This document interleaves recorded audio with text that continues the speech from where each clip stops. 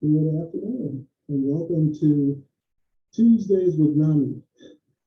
I'm Warren Boykin. I am the Program and Outreach Coordinator for NAMI Northern Illinois, and we're looking forward to having an exciting program this afternoon featuring Bonnie Gilmore from Rosecrans. Bonnie has been a longtime friend of NAMI and a longtime member, and is a familiar face and voice to many of you who have been working in mental health in the Rockford community for many years. Bonnie currently facilitates the Living Room program at Rosecrans, and I'm sure she can tell you more about that later on. But we're here today to talk about the CRSS Success Program, which is a feature sponsored by the state of Illinois.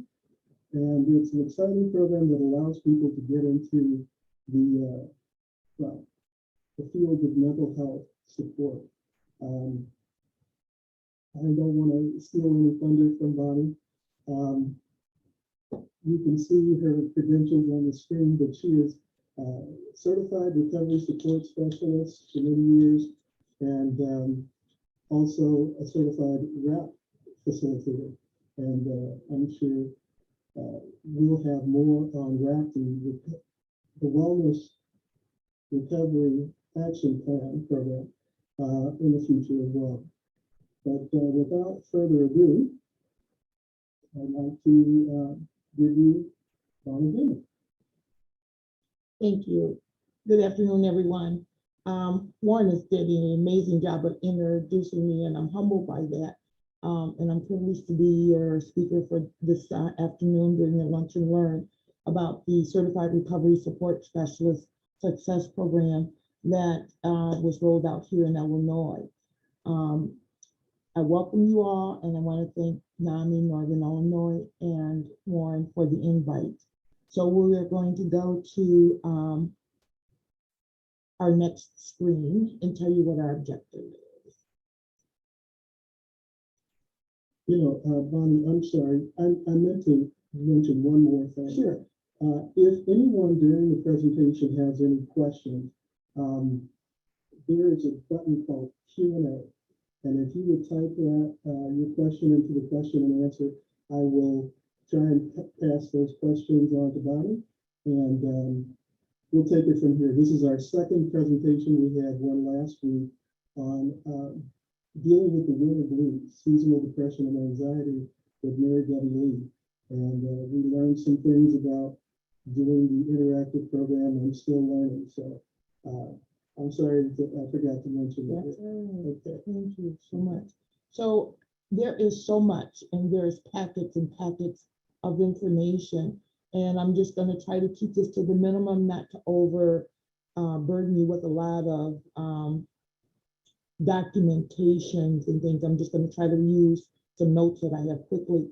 We're going to learn what's relevant to a certified recovery support specialist or a certified peer recovery support specialist, the minimum standards that are required for certification, the Illinois Certification Board, and application components to apply for certification, and requirements for your education piece that you need. And then talk about the CRSS Success Program that was rolled out here in Illinois. I've got a question actually right away. Sure. And something that I need to ask. Is everybody hearing us okay? I've got a comment that the voice is kind of distorted. And that's something that we haven't been able to test as our audio. So if anybody can type in whether we're being heard clearly or not.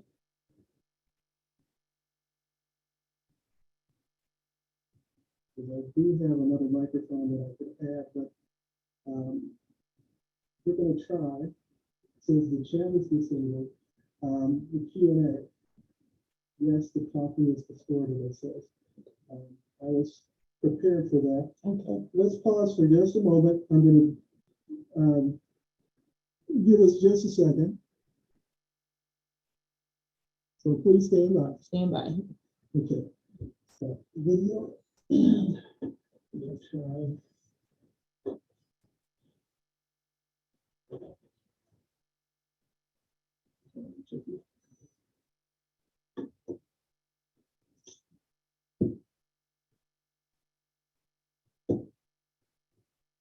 Yeah, over here, or you can move that.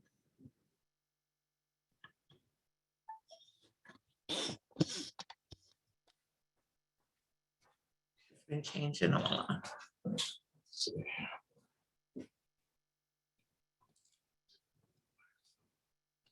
Good. So this already selected that Mhm. microphone. Mhm. So we're gonna try turn the video back on.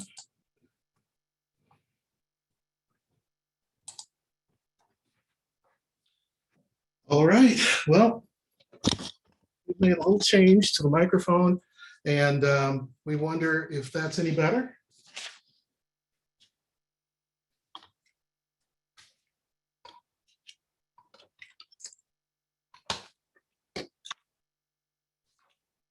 Okay.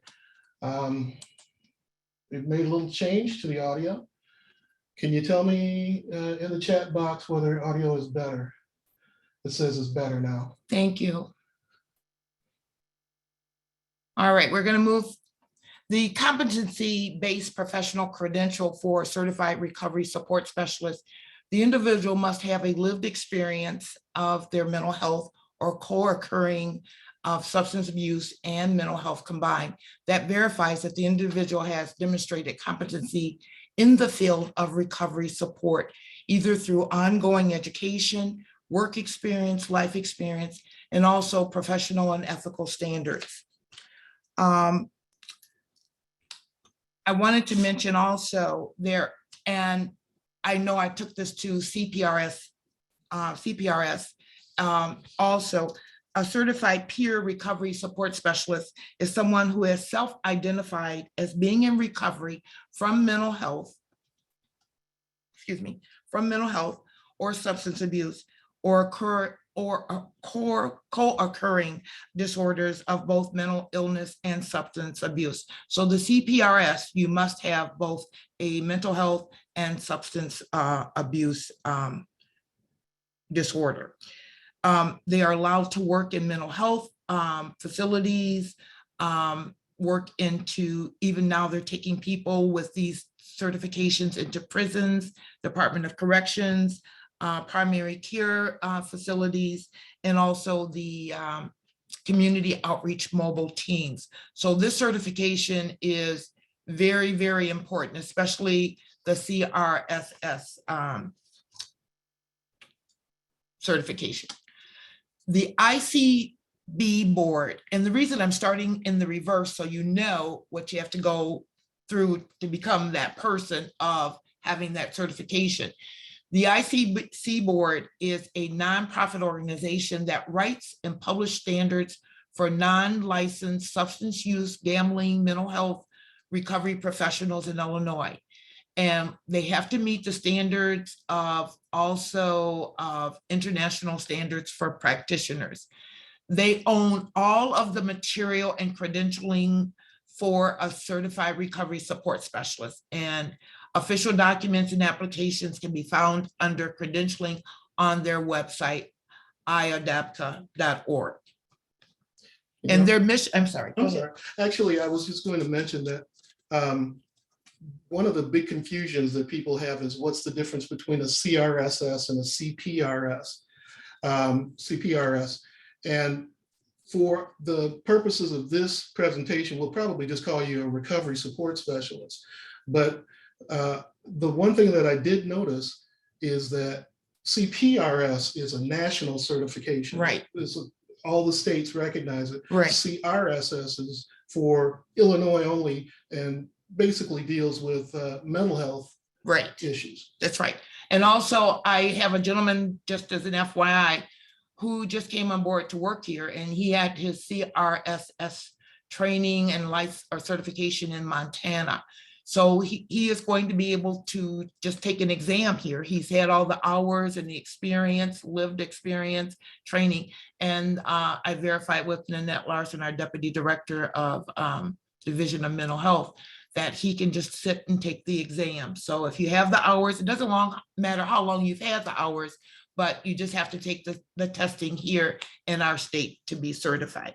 And the reason the IC board is involved in the credentialing, because they want to make sure that people that are providing behavioral competency credentialing is certified, that you're qualified to do that, because they're on the line saying, we've credentialed you, and if you don't have these trained or lived experience. And then I want to talk about disclosure further down the line. So there's some terminology you're going to hear, but recovery support specialist, compare it to a certified recovery support specialist. Their job title just tells them what kind of work they do. They're peer recovery, they could be a veteran specialist, but with the CRSS, there's a credential and it verifies that you are competent in your field. And also similar is for the, as Warren mentioned about the CPRS, that you have credentials in knowing about substance abuse and mental health, and then also being a certified veteran support specialist. So these credentials are very, very important, just to confirm that you are well trained. So some of the standards that we have to have is the ability, the training, the competency, the learning, and the knowledge. And these are competency-based professionals. And like I said, for both for CPRS, it must be substance abuse as well, in addition to mental health. And only for CRSS, you only need the mental health portion. And they require ongoing continuing education units, CEUs, that we have to verify documentation, certification, certificates, supervision that you may have. All of this needs to be documented to keep you recertified and show proof that you are qualified. So some of the standards that are required: 40 hours of recovery support specific training, 16 hours of training in ethics and responsibilities. And this is huge because things can happen. People can be delusional, they can make accusations, but you better be on your P's and Q's, because you are on a registry that if anything false happens or you get allegedly that shows that something happened, you can lose your certification. There is a minimum of 54 hours in the core functions and minimum of 3 written agreements. So I mentioned that ongoing education is important, your work experience, and this could be volunteer work as well, and maintaining professional and ethical work. So these total of 110 hours, there's 10 in each domain of advocacy, mentoring, recovery support, professional responsibility, and this are the standards for the success program for CRSS. And for a CPRS, this includes 5 hours of training for specific to family and 5 specifically, to youth. So our minimum standards across the board: training, education, work experience, supervised experience, which must be documented. The supervisor does not have to be certified through the ICB, but must be knowledgeable of the minimum standards and writing a report of hours observed working with people, trainings that the individual has taken, and also the statement of disclosure. The disclosure I'll share with you a little bit later, but the code of ethics, there's a code of ethics that professionals must adhere to. And then final, you sit for the examination. So these are the minimum standards that we have to have. So we'll go into now the CRSS Success Program. This program was funded by the Illinois Department of Public Health. It gives the CRSS program, there were 11 post-secondary educational institutions in Illinois, and they provide training and education for individuals in recovery. Individuals who complete this training will provide quality services for people with mental health and substance use challenges. So again, they have a lived experience of either mental health, substance abuse, or co-occurring both mental and substance. And there's a shortage. Obviously, the state knew this, watching even when COVID hit us a couple years ago, the loss of businesses or agencies closing. So, and the professionals that have their licensing are going to schools, opening on private practices, having more flexibility, working at counseling groups. So this is why the state took this initiative, and they're using the sales tax from the Marijuana Act that was approved.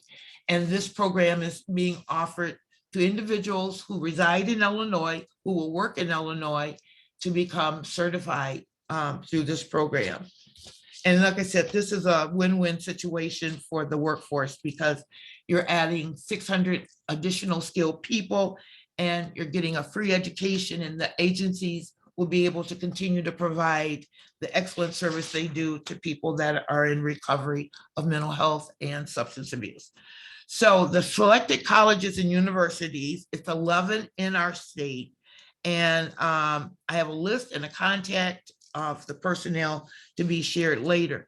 So the training, I mentioned again, is 110 hours of education and recovery support. We have to be developing linkages for an internship, and the internship is about 300 hours, and it means that about 20 hours a week in order to meet the time frame of getting this completed, of working in a community location that this college or the university has contacted, and telling them we have graduates coming out in spring of May of 2023 completion, but they're starting their internships like in January to start working in an agency. They will provide support for the students to overcome practical barriers, like so that their books, their tuition, their fees, even the credential fees for the ICB, the exam fees. Funds are available to individuals to cover the cost of their child care, transportation, or other needs to maintain participation in the program. The state wants everyone to succeed. And yes, some people are returning to school back for the first time. They may already be working in an agency or drop-in center, peer-run center, or even like a living room model like I. But in order to get the service CRSS credential, you need to go through this program, which it's a paid free education for you, and you're meeting all the requirements. When I became a certified recovery support specialist several years ago, I had to obtain 2,000 hours, and all the fees I had to pay for myself. And it was almost like 1 year of working, taking online classes, going to conferences, and RAP trainings. The state does offer also, which is amazing, your continuing education units through CRSS trainings and RAP, Wellness Recovery Action Plan. So it's there for you to take, and you're getting it free because those classes are offered free through the state. Bonnie, if Yes. I could, Got some questions? yeah, I could, actually, this is my own question. I'm signed up for the CRSS Success Program. So I'm working part-time for NAMI, and I'm in the CRSS program through Elgin Community College. And the interesting thing there is that I take all of my classes on Zoom. Mm-hmm. And I want to make sure that everybody understands that this is completely free. Free. That's the important thing we want to get across to you.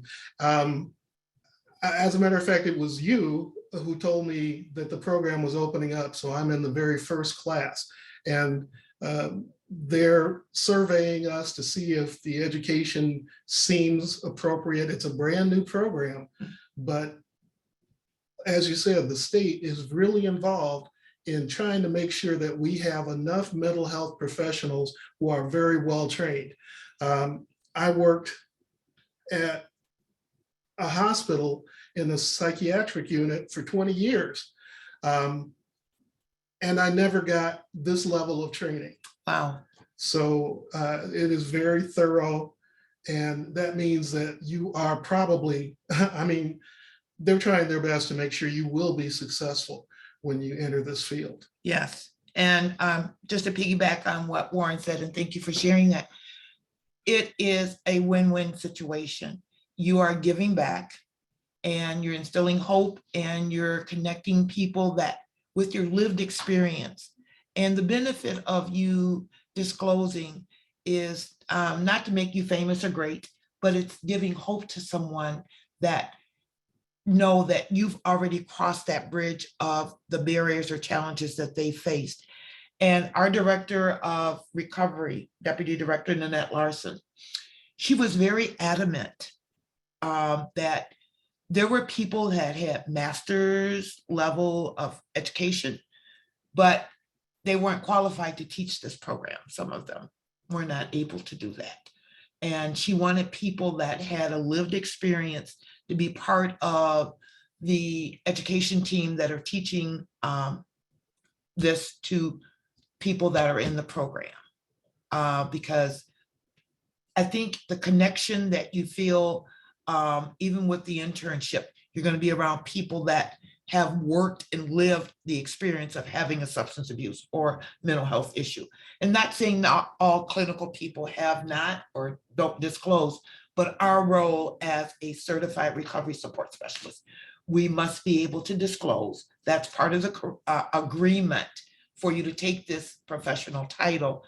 And if you choose not to do it, and your colleagues and your consumers that you serve will know that you have a mental health and or substance abuse, maybe this is not the job if you don't want to disclose, because it's a requirement in order to be certified through the state, pardon me, the ICB board. I have a couple questions here in the Q&A, if it's okay. Sure. The first question is from Thomas. He says, is it free? Or is it funding similar to something called the WIOA? I'm not familiar with that, but it is free. It's free. You don't pay nothing. And they are so serious about this. Your books, your fees, your internship, folk are getting paid while they're doing their internship. Also, you get a stipend just to come to school. And they're very serious. They set this up so great that if you had trouble with your light bill or your gas bill, they don't want any financial strain on you, that if there was a hardship that you couldn't complete how could you do your homework if you didn't have lights? They provide your Chromebook or your laptop. You get a stipend. All the components. I can't say free enough, but the word is FREE, and that means there's nothing in addition to that. Your stipend, if you need daycare, childcare, transportation, a bus card or whatever, this is being provided for you, all the resources, and even the wraparound services that you will need. Like, I know the class that I'm working with, that we worked on professionalism, ethics. We talked about diversity, situations that's going to come up. Also, ethics is really, really important, not to be doing something on your internship that may hinder you from getting further, perhaps higher. We worked on resume writing, how to do a cover letter, how to do mock interviews, and how to dress for success, even if you need clothing for the interview. So all of these things is the wraparound services to provide for the students to completely be glad of what they accomplished becoming certified in the state of Illinois.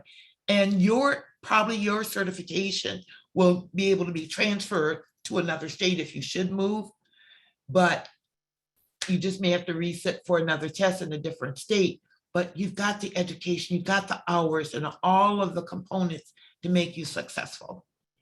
We have a couple other questions. First of all, Jeff asks, is there an opportunity to get this information on paper?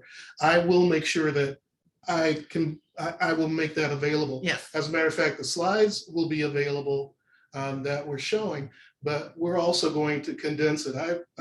When I got into the program, I helped a few other people get enrolled in the program. And that also goes along with Logan's question about what are the first steps to take to apply to the program. Do you have that coming up, Bonnie? Okay, what I'm gonna do when I list the names of the schools and universities, it has a contact person, and Warren is going to be able to distribute that. You'll see the contact. And then if you see a school that's close proximity to you, because please understand, Warren mentioned there's Zoom classes, and some will be in person, like a residency day, so the cohort can meet their instructors or professors and their other classmates. And I know in the program, we've only had 2, and our final day of the semester, of the fall semester, is this Thursday night, and then exams. So all the support, even helping taking exams, writing your resumes and cover letters, all the wraparound services that you need.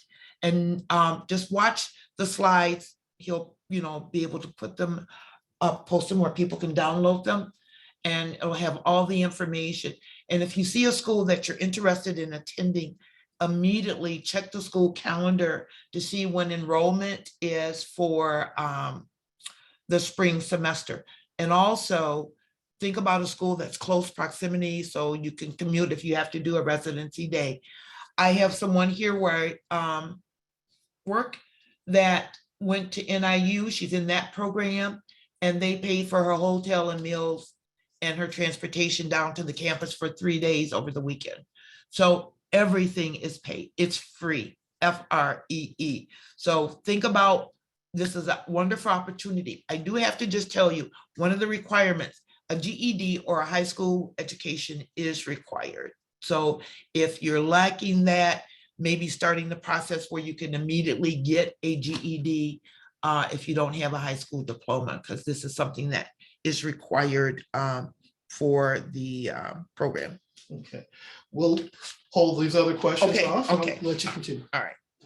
So we talked about performance standards. So the schools that got the money, they have to be able to provide 300 contact hours in a practical experience component. They have to have affiliations with 5 other resources in the community. It could be another behavioral health, it could be a clinic, whatever. A minimum of 10 students have to be enrolled in each program.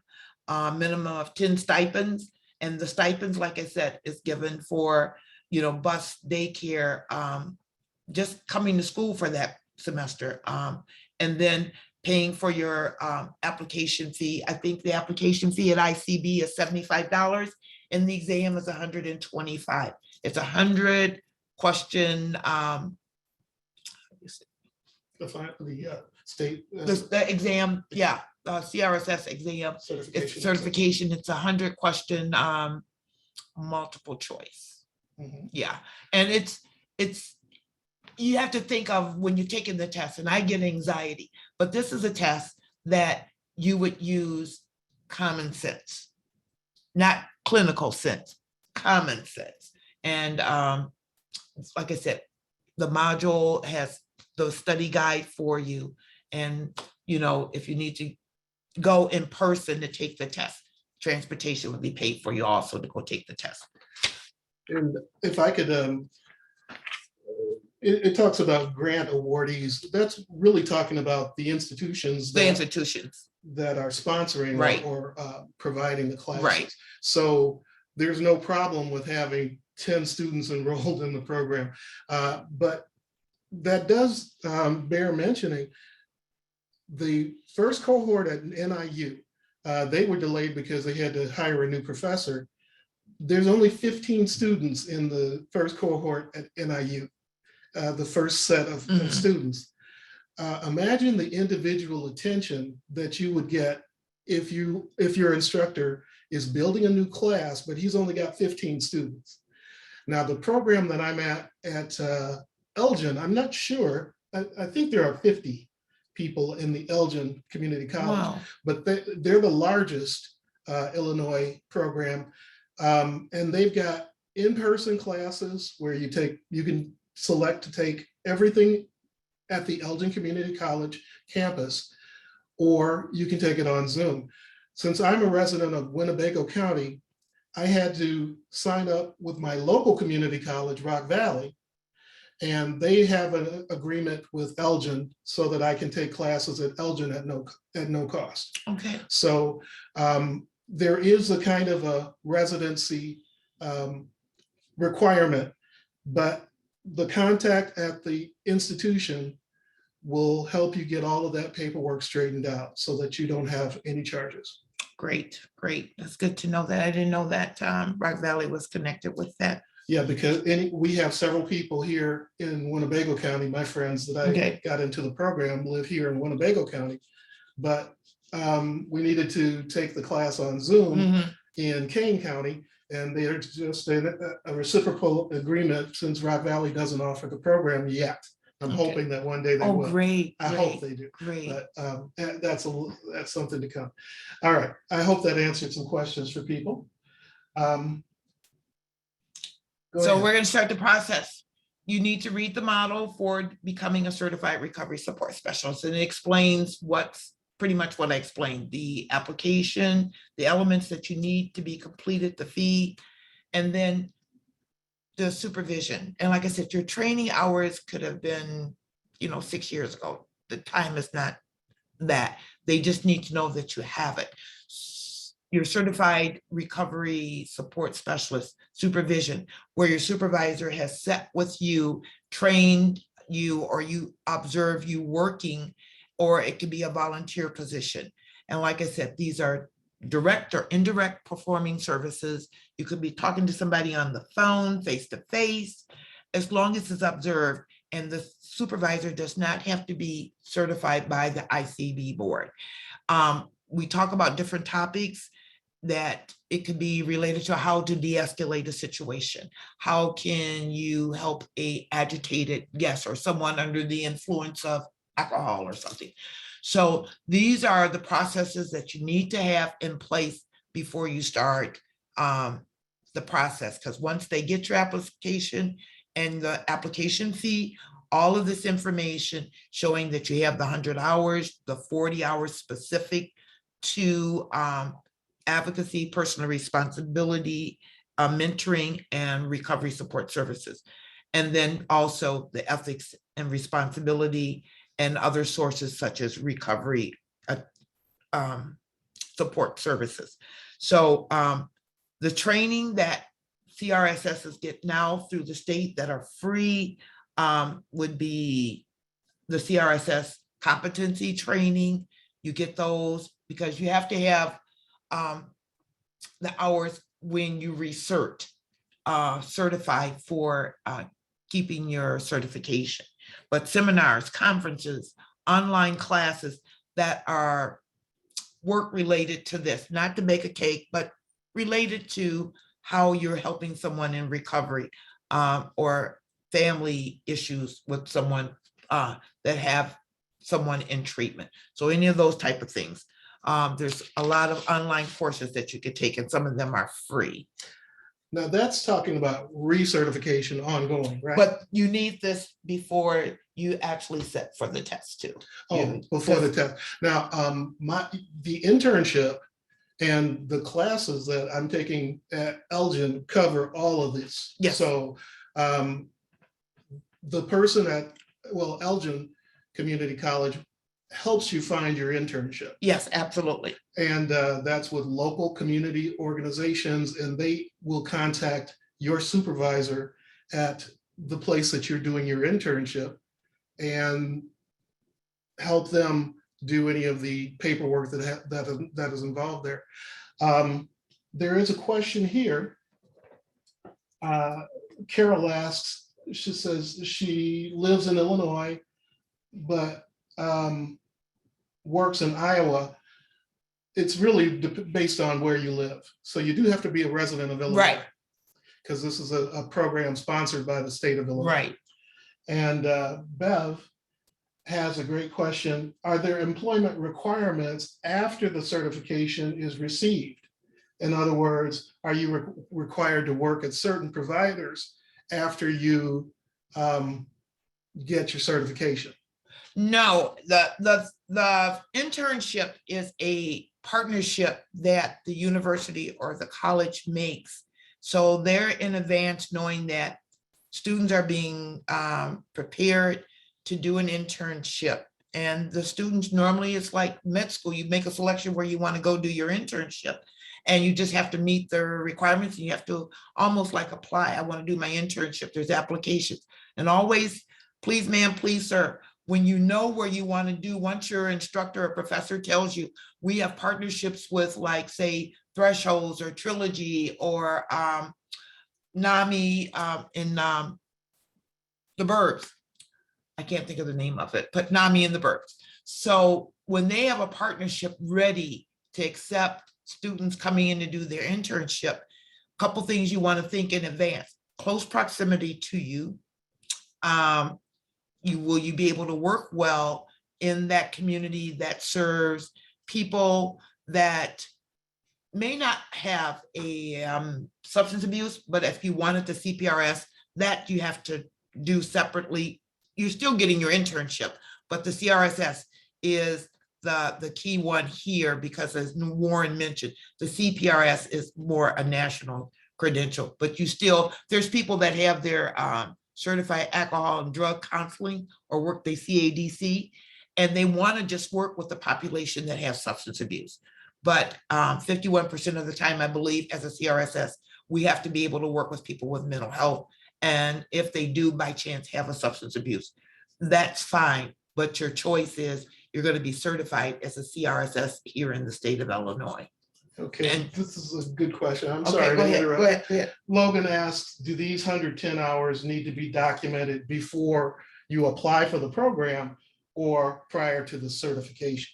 So it's actually your 110 hours of supervised work is after you have applied to the program. Right, that's when you're going to start getting your, excuse me, the 110 hours.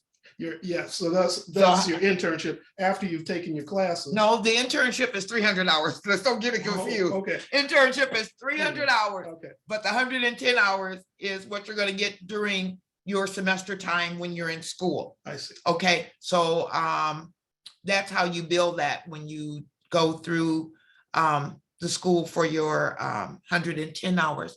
And then the 300 supervision hours, that means you're going to meet with somebody at an agency that's going to observe, teach, support you, and document that 20 hours a week. And that's almost like you're working like 20 hours a week, or you're volunteering 20 hours a week to get that 300, and you need to do it within that window of time of a semester.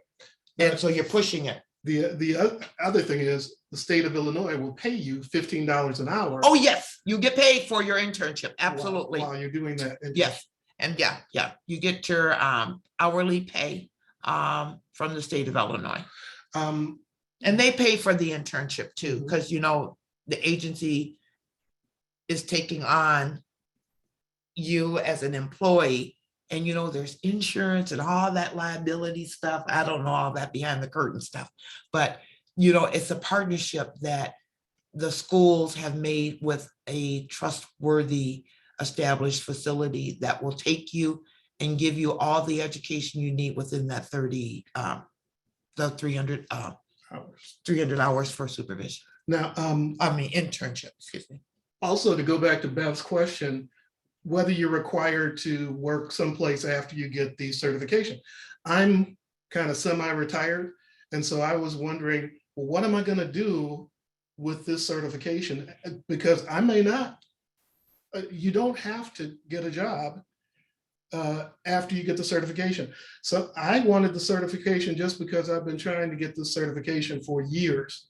And it was, well, expensive. as you said, and difficult to do it Right. before. And this program came along and made it possible. Now, it turns out that a lot of job opportunities are opening up Yes, after I've gotten in the process of getting the certification that I didn't even know about. I think the people who designed the program knew all these job opportunities were going to open up for people. yeah, and I think, as I mentioned on the onset, there are a lot of people that have their license, LCSWs, they're going to school to get their summers off, or they can work, at a clinic, counseling group with more flexibility with their hours if they have children or they want to work on their doctorate degree or whatever. But that's where the state sees, and a lot of, like I said, COVID, a lot of agencies closed because financially the strain and not having the ability with the lockdowns, people coming in and so forth. But as Warren mentioned, even though you choose not to go immediately to work, think about this. You still have this to use as a experience as a volunteer or work and get paid at an agency. Vet centers, drop-in centers, living room models, hospitals, and now with the community with the 988 number, they're going to have crisis mobile units. So a certified recovery support specialist that can be with the crew to go out, and then flexibility. If you may need to work evening hours while you have children in school during the day, there's going to be a lot of flexibility. And I believe that this is going to get bigger than 600 people, the state is offering. That's a lot of money. And like the stipends that people are receiving and the assistance of books, fees, daycare, clothes if you need it, if you need help with your electric or your gas bill because you're at threat of being interrupted, they're making every effort. And even sometimes, even during this process, if you need mental health support, they make sure that there is someone that can help you.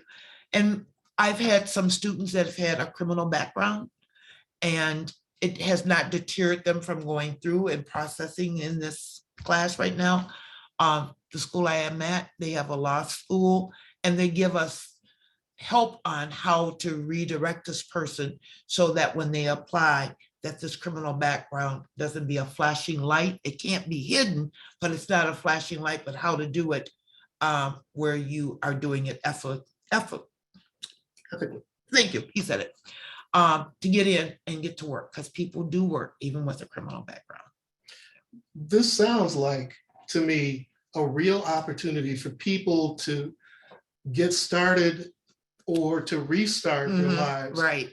But the benefit is, or the amazing thing is that you are required to have gone through some stuff to be in this program. Right. Yeah. That's Yeah. the simplest way I can do Yeah, it. I like that. I like that. And then you're getting paid to go to school. Right. You know.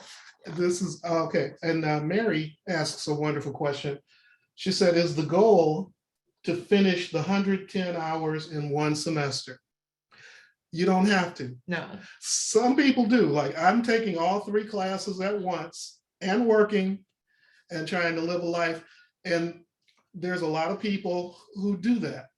But I have a friend, one of the people that I helped get into the program, who's taking 1 class, and he's going to go at his own pace. Yeah.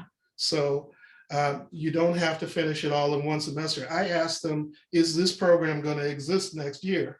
And they said that it will. I think it will be ongoing, because the state has made an investment, and I don't think they're going to withdraw because, some of us can't move at that full pace.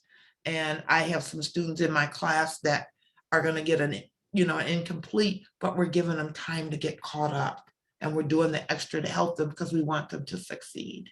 That's excellent. Yeah. Thank you. So the Loving Schools, let's go there quickly. Where are we on time? We've got 15 minutes. Okay, so yeah, so let me move the screen here. So some places, hospitals, primary care, substance, mental health, living room drop-in centers, and crisis mobile outreach teams. And I want to share this important, vital, I've mentioned it before. CRSS professionals, when appropriately, openly share their story of hope and recovery will likewise be able to identify and describe the supports that promote their recovery and resilience. You have to be well to be giving service to anyone else. And you want to practice safe and healthy disclosure about your own experience. And this is what mutual support is, or recovery is with CRSSs. You are sharing information that it is going to provide hope and direct someone. And it has been proven, even this living room model that I'm working in, the state was spending up to $500,000 with people going to the emergency room. That was a crisis to them. But oftentimes they were homeless, they needed someplace to stay, they lost a broken relationship, but the living room model has reduced the visits to the ER because their symptoms aren't minimized and people are getting help by people that have lived experience and is willing to share to help someone get engaged, and they're not going to jail or being arrested or not giving hope that they can get better with support of another peer. So all that said, this is a grant funded program. Your agency, nobody has to pay anything out of their pocket. It's all paid. So, excuse me. So I'm going to list the schools. Is there a question? Yeah, there is. It's about the disclosure. Mary asks, do you need to provide proof of a mental health diagnosis to be accepted into the program? And I can answer that. I didn't. That's right. No, you don't. There is a form that you sign. Yes. It's called an attestation. So Yes. it says, I attest that I have lived experience. Right. So it's an honor system. And it's in the application form that you have to apply, that you are signing this document, that you have a lived experience. But you don't have to provide a doctor's note or No, you anything don't. like that. No prescription list of what you're taking, lithium, Wellbutrin, Zoloft, whatever. It's nobody's It's business. 19, none of your business. So these are the schools here in Northern Illinois. We have DuPage College in Glen Ellen, Elgin Community College, Northern Illinois in DeKalb, and SIU School of Medicine in Dixon. And Maureen is going to post all this. It has everyone's contact. And again, if you're interested, immediately check the school calendar to see when enrollment is for their spring classes. Governor State, Illinois Institute of Technology, that's downtown Chicago. Malcolm X, Rincon New Hope School in Irving Park, University of St. Francis in Joliet, and then Central Illinois, Heartland, and Southern Illinois, SIU. Yeah. So these are the 11 colleges that took advantage of that. So when you go into, some of the students will be going into supervision with their internship. And I get the privilege to do this, documenting someone that I spent time with them, observing them. And like I said, I'm certified, but a supervisor of an agency does not have to be ICD certified, but knowledgeable of our domains for being a certified recovery support specialist. Documentation includes time spent providing services, discussing the role and responsibilities, and discussing work performances with the individual. So this basically says that if a person knows of an agency that they would like to be an intern for, that's all that their supervisor will have to do. Right. The school, all of the curriculum that was written for the school I'm at, there's a student advisory council, and there's people that have PhDs that were faculty that helped wrote the curriculum. And the state of Illinois has amazing trainings that we have set at learning how to be professional, ethics and values, how to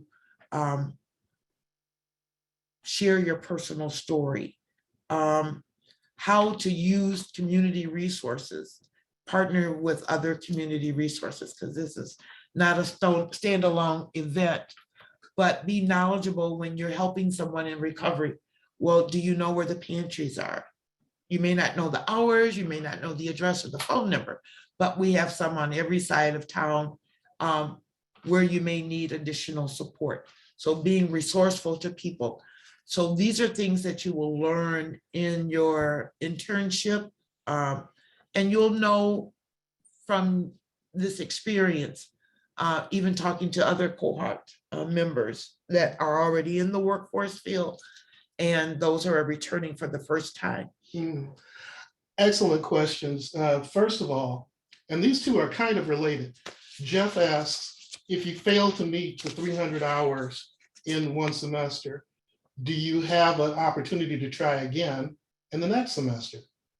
And how much time is in a semester? Well, usually it's 12 weeks in a semester. The summer ones are the shortest. But to my knowledge, we have some students, as I mentioned, at our school that are gonna get some incompletes, but we're working on giving them extra time to get assignments in. And please, sir, please, ma'am, when you do have trouble, it's better to let your professor know going in. You may need the extra support, like to help with getting assignments done. May not understand it. We're using a system that I'm not even familiar with, and our IT folk were not even familiar with. It's called Blackboard. And it's electronic board, and you walk into a classroom, or like Zoom, and you are using everything on like an electronic whiteboard. And students had to learn used to that. They have Chromebooks. They had to learn how to do documents to be able to submit their assignments, online. We were used, when I went to school, you had paper, you turned it in on paper. Yeah, some people do that, but now they got to scan it. Yeah, you got to scan it, So there So they are help, obstacles. they give you all of you think that you don't have a copier at home, or you don't have resources. They have navigators at the libraries in Chicago that will help people with anything that you need. So they make sure that there's wraparound services that will make you be successful. The 300 hours, this is the commitment that the site where the internship is being offered. It's that supervisor's responsibility to be present for 20 hours a week, to devote that time. So within that semester, that individual will complete their internship. Now, there may be an answer that I don't have right here, but I will get that answer and post it to you. Please. There's a follow-up email that I'll be sending to all of the attendees that has links to these slides and also answers to any questions that we didn't answer. Let me also give you my email address in case anybody needs a follow-up. It's Warren, WARREN, at NAMI, NAMI, northernillinois.org. You'll get an email from me, so you don't have to remember that. But we also have a question that asks, could you please put the institutions, go back over those institutions that are providing the program? Okay, so this is Central Illinois, Heartland Community in Normal, Illinois, And in Southern Illinois, SIU. Edwardsville. Mhm. And then Chicagoland area, Governor State, IIT, Malcolm X, Rincon, Counseling, and New Hope School of Counseling in Irving Park, and the University of St. Francis in Joliet. Mhm. And then Northern Illinois, we have DePage, The College of DuPage. College of DePage, Elgin Community, Northern Illinois, and SIU School of Medicine in Dixon. Right. And that's a good point that you made about you're basically applying to that institution of learning. So you would go through the normal application process as if you were a new student. Right. So if you wanted to, like me, go to Elgin Community College, you would have to go in and apply as a student. And if you live here in Rockford, they have that additional step where you have to apply to Rock Valley College. Right. And they have an agreement form that you sign that says, it's okay that I take this class at Elgin because they don't offer it here in Rockford. Last question. I think we've got time for, well, this is an important question anyway. Carol says she also works at a crisis program and her mental health has been tested doing this kind of work. And I think you mentioned that a bit, but yes, this is a very important aspect of the training.